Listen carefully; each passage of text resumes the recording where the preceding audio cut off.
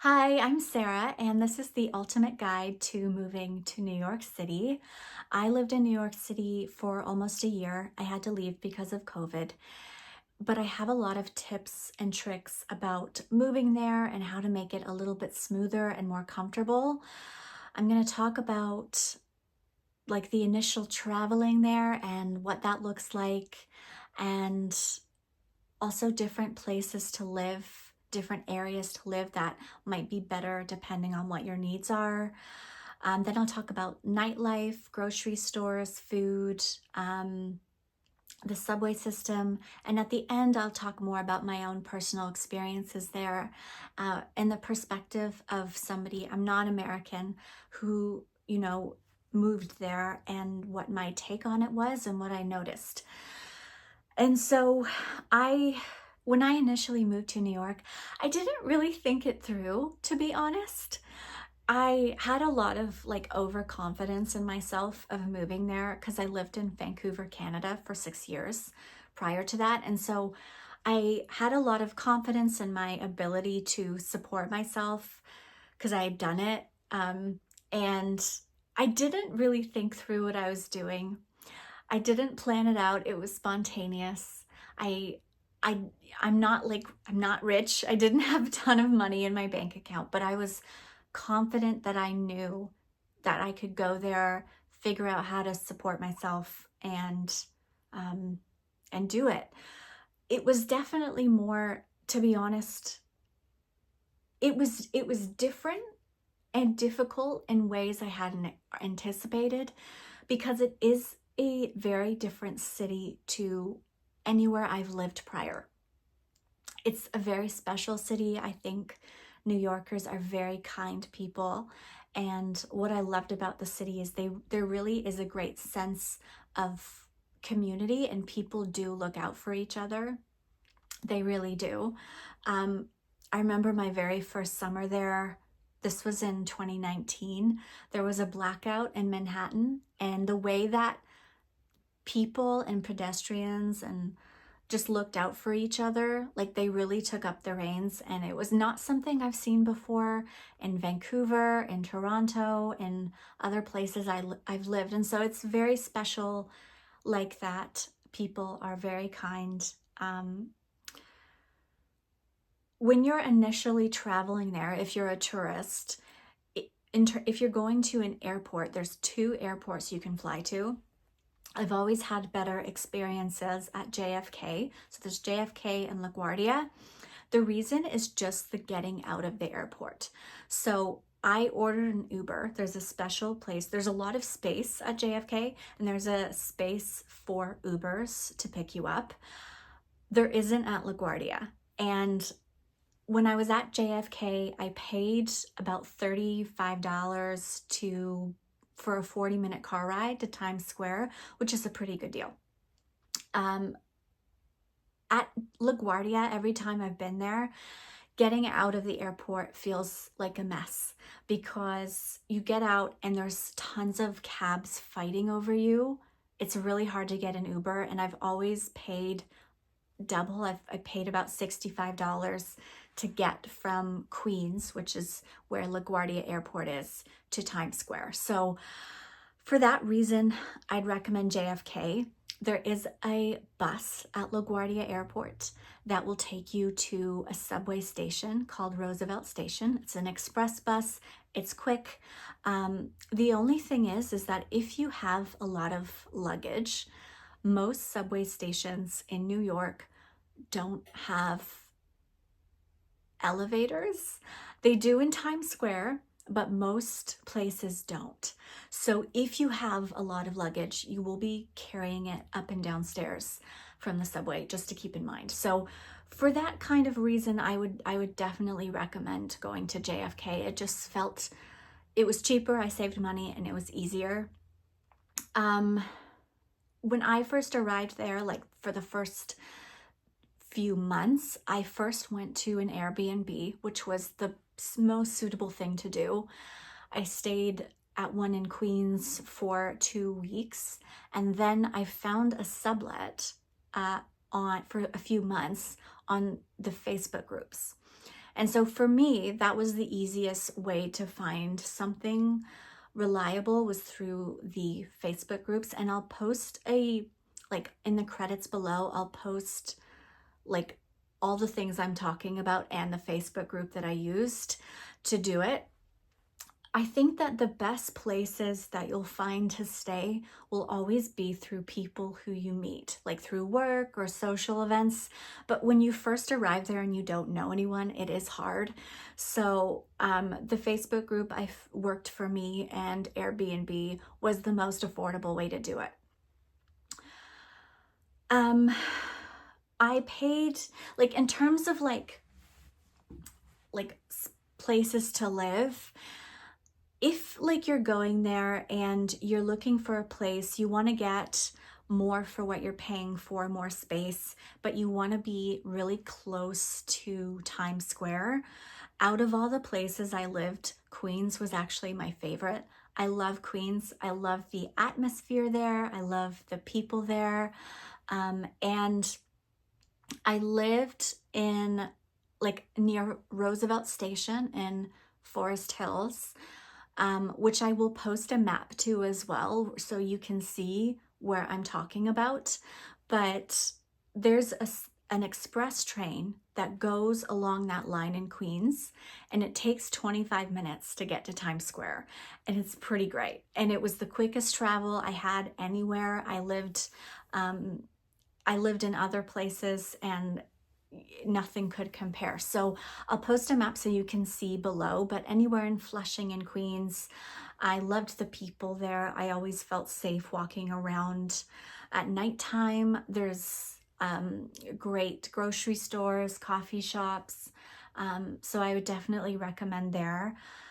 I rented a 2-bedroom apartment in Queens, like just the room for me was about $900 plus utilities, and in New York that's a pretty good price, and it was a very nice apartment. There was a lot of space. I think since inflation it's probably a little more, but I still recommend the area if you want, to be close to nightlife or close to Times Square, but you also want more space and better bang for your buck. The next place I would recommend is Brooklyn. I love Brooklyn. I lived in, I'd recommend GreenPoint in Brooklyn. I'd recommend Bedford, Clinton Hill. It does take longer to get from Brooklyn to Times Square, so depending on what you need, that's where a lot of the Brooklyn brownstone buildings live. There's probably more spaces in Brooklyn that would suit your needs, but these are the ones I lived in. I loved living there, the atmosphere. It's a very classy, old-timey part of New York, and I always felt safe walking around there at nighttime. And I did find it more affordable there. So check out those as well. I will again list all these places in the description box below. And then I also lived in a place called Washington Heights, which is actually on the island, like the main island of New York City.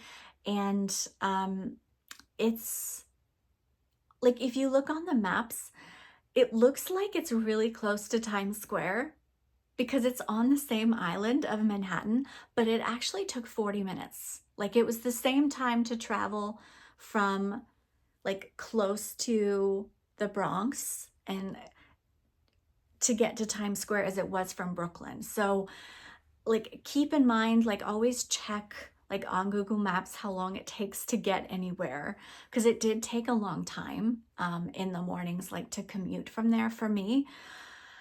But I also loved living there, but I found that the like apartment that I was in and what I was renting and what I was paying for was much less and smaller than what I had in Brooklyn or Queens. And so that's why I'd recommend it. And again, I think the best places that you'll find will always be through people you meet and people who like through work and social groups. And when you go there and you find a place that, you're just like, this is where I belong, then you can do that. It's just the initial arriving that I think tends to be difficult.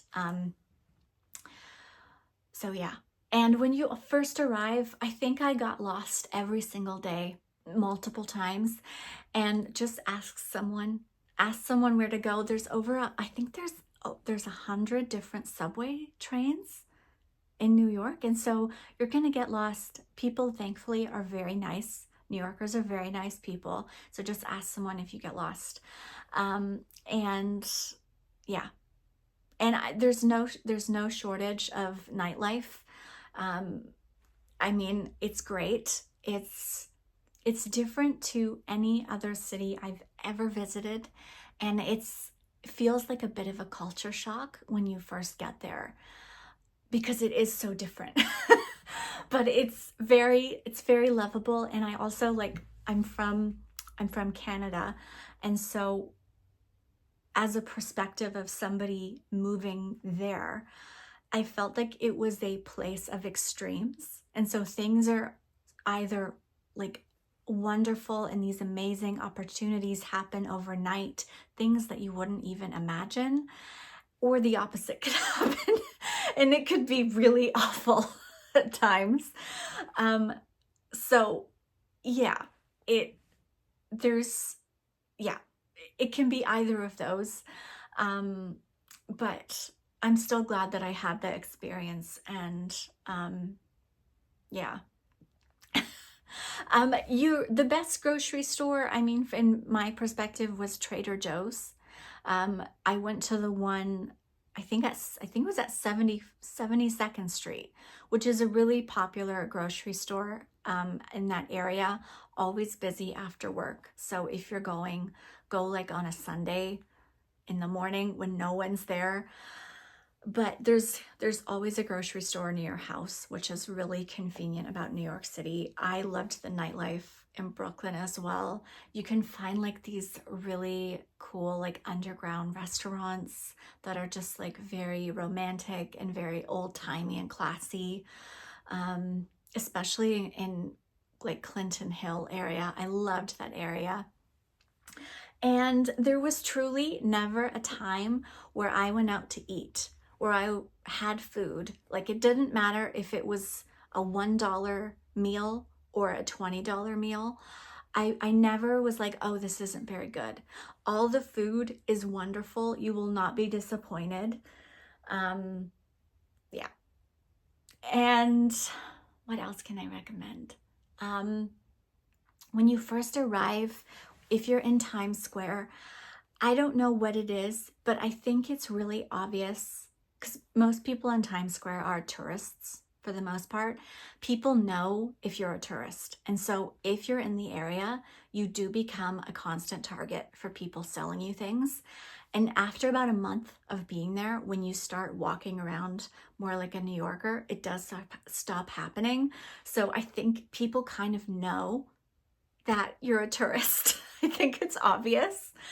When you're on the subway as well, if you have a backpack, always take off your backpack and put it in front of you.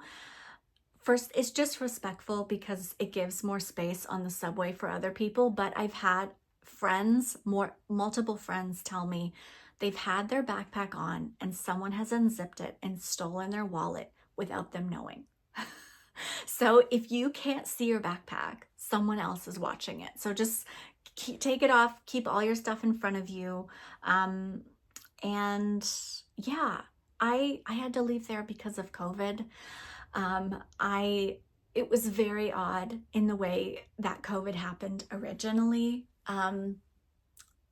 when everything locked down, because it happened like it's kind of normal there for there to be like emergencies. Like sometimes there's a bomb threat on the subway, things happen. It's an overpopulated city. But I never felt unsafe walking around at nighttime. And I don't know what it is. And I think it really is that aspect that people do look out for each other there in a way that I haven't seen anywhere else. And I actually felt safer walking around New York City than I did in Vancouver, Canada, a lot of the time. So at nighttime.